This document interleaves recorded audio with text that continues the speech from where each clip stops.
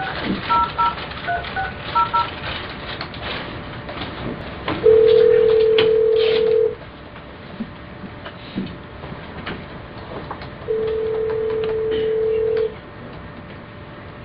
we are live.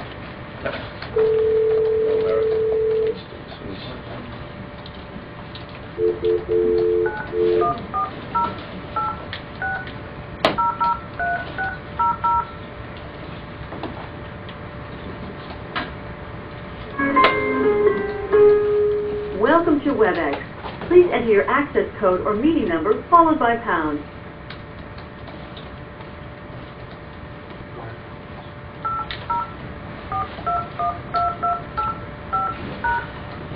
Please enter your attendee ID number followed by the pound sign. Welcome to WebEx. You will now be placed into the conference.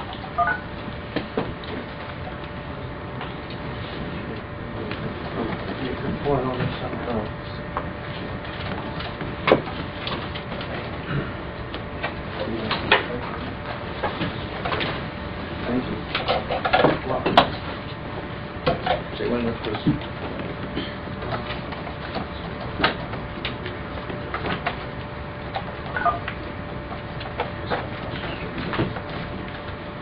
Okay, we'll start in one moment.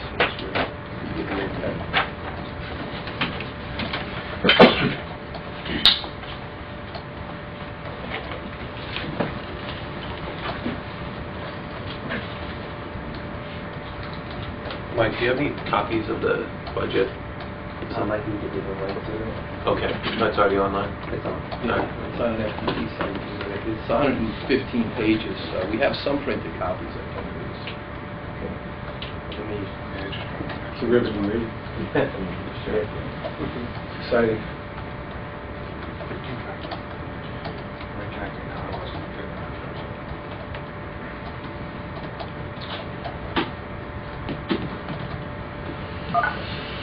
Thank you. Yeah, you sure? Those are my slides. We'll be starting in 1 minute, guys. Thanks. I want to thank everyone for being here, by the way. We're delivering this rollout press conference of our model budget in a number of ways. We have a number of our friends at our various think tanks and organizations around the country on our two-way internet audio-visual presentation. We're broadcasting this as a on the web for those who want to watch what we're doing but can't interact, and of course the live press. So, you ready to roll? I gotta read All right. I'm going to start.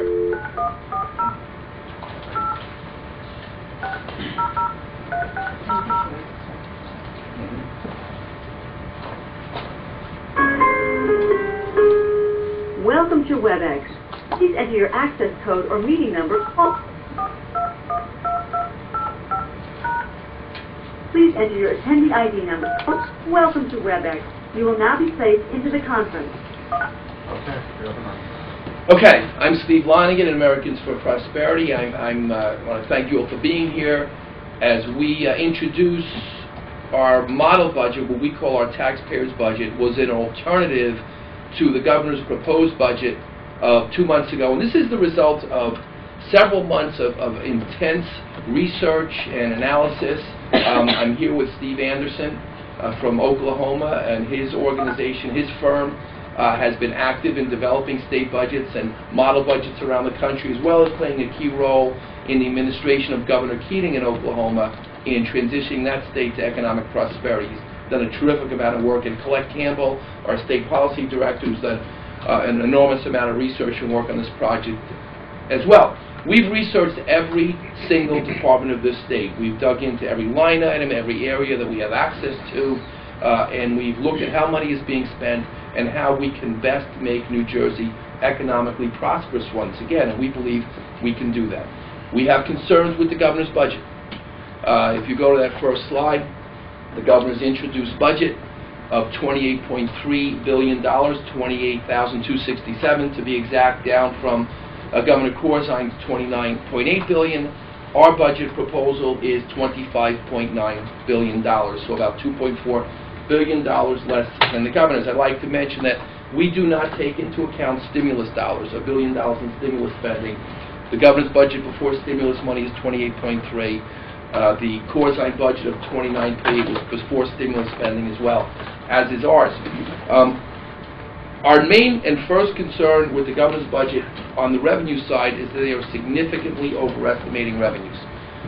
28,267,000 is just far too optimistic, especially in this economy, and we believe that's being proven out as we speak by the most recent Treasurer's reports of revenue shortfalls at this point.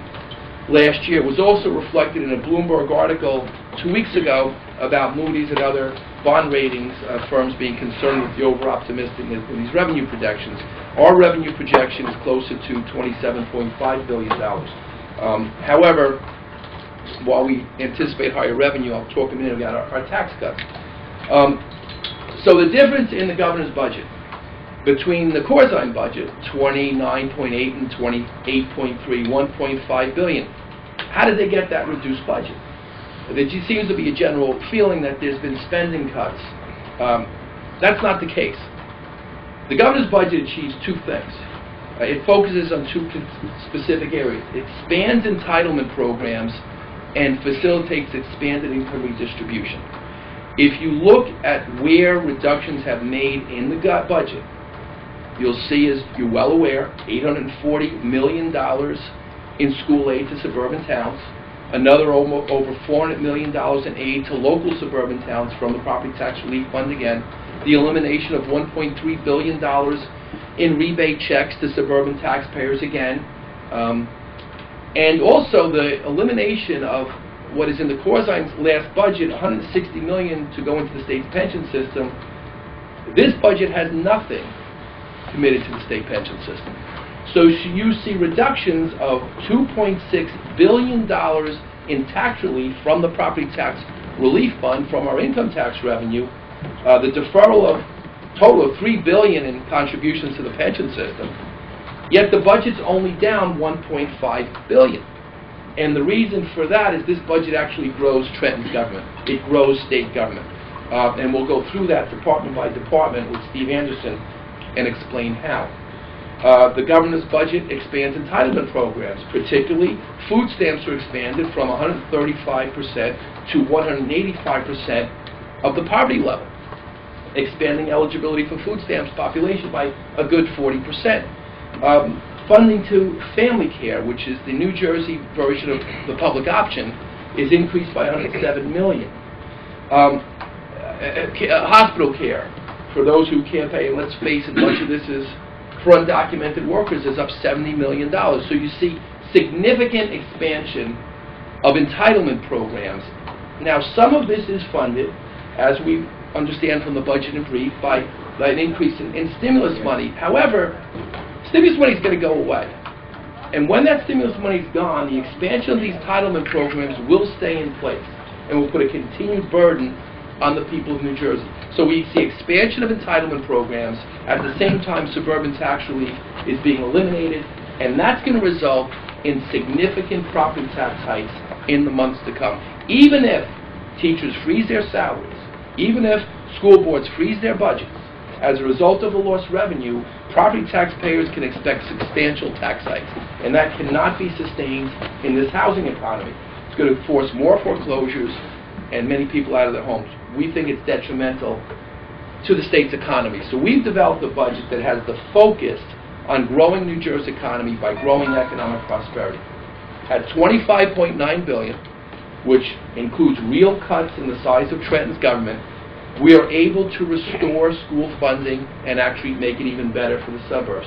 Colette Campbell will explain that in detail when Steve Anderson's done with his explanation of our department analysis. But we go beyond that. We think it is incredibly important that we fund the type of tax cuts that will grow this economy. We've heard over the last several years the rhetoric about the Corzine tax increases. Well, every one of them is in place in this current budget. We propose to eliminate in a very systematic way. So let me talk about our top 5 tax cuts that are funded by our budget spending reductions. We eliminate the new cap-and-trade tax, being in its second year of implementation under the Christie budget. We've all heard about cap and trade. I could spend an hour on that. But cap and trade puts carbon permits on massive energy producers, which will be traded amongst 10 states, obviously very politically unpopular. Our budget eliminates that program and the $65 to $70 million hike on utility users, consumers in the state. Our second critical tax cut is our budget allows the rollback of the top-end income tax rate from 8.97 to the 6.37% pre-McGreevy levels. That top-end income tax rate has been a critical force in driving upper-income wage earners out of the state of New Jersey. And we link back directly in our report to the recent Rich State, Poor State report from ALEC that demonstrates New Jersey and the Tax Foundation as well, high upper-income tax rate. That's a product